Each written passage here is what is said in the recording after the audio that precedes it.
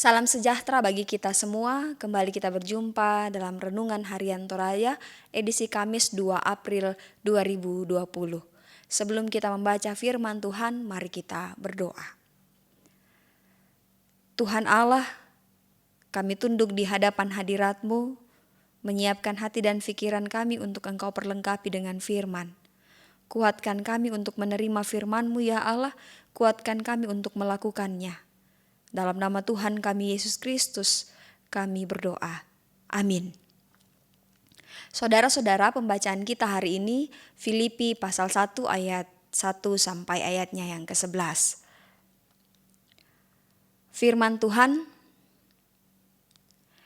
dari Paulus dan Timotius, hamba-hamba Kristus Yesus, kepada semua orang kudus dalam Kristus Yesus di Filipi, dengan para penilik jemaat dan diaken, kasih karunia dan damai sejahtera dari Allah Bapa kita dan dari Tuhan Yesus Kristus menyertai kamu. Aku mengucap syukur kepada Allahku setiap kali aku mengingat kamu, dan setiap kali aku berdoa untuk kamu, aku selalu berdoa dengan sukacita. Aku mengucap syukur kepada Allahku karena persekutuanmu dalam berita Injil mulai dari pertama sampai sekarang ini. Akan hal ini aku yakin sepenuhnya, yaitu Ia yang memulai pekerjaan yang baik di antara kamu akan meneruskannya sampai pada akhirnya pada hari Kristus Yesus. Memang, sudahlah sepatutnya aku berpikir demikian akan kamu semua, sebab kamu ada di dalam hatiku. Oleh karena kamu semua mendapat bagian dalam kasih karunia yang diberikan kepadaku, baik pada waktu aku dipenjarakan maupun pada waktu aku membela dan meneguhkan berita Injil. Sebab Allah adalah saksiku betapa aku dengan kasih mesra Kristus Yesus merindukan kamu sekalian.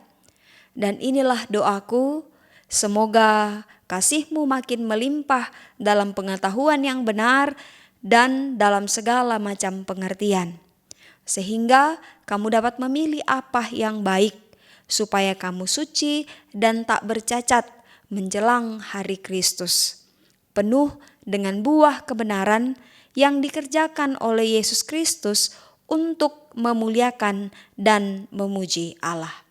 Amin.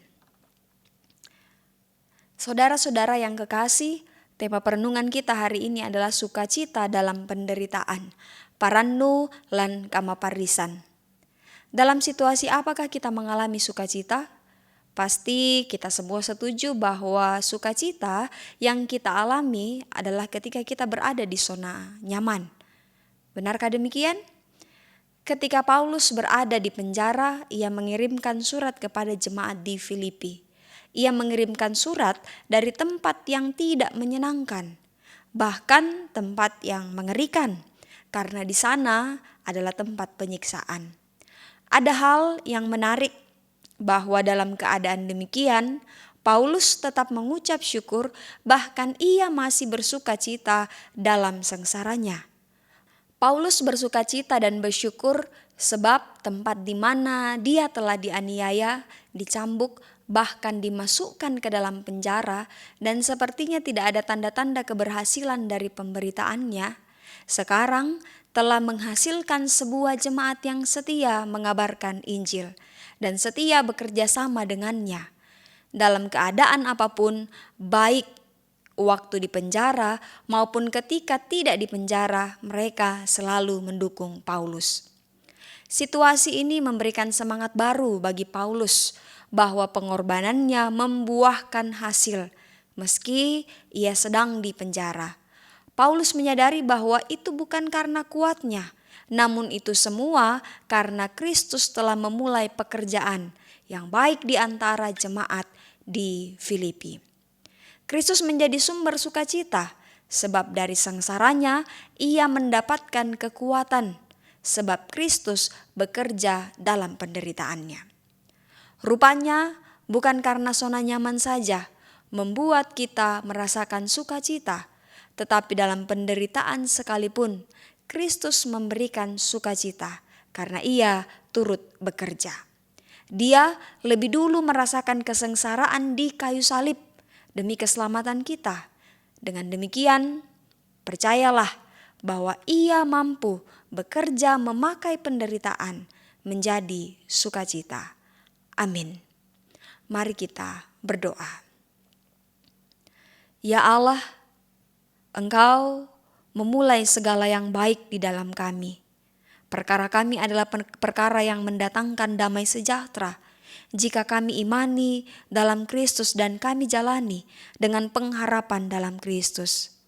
Engkau mengajar kami melalui hamba-Mu Paulus bahwa dalam semua perkara kehidupan dan pergumulan kehidupan, Engkau tidak pernah meninggalkannya.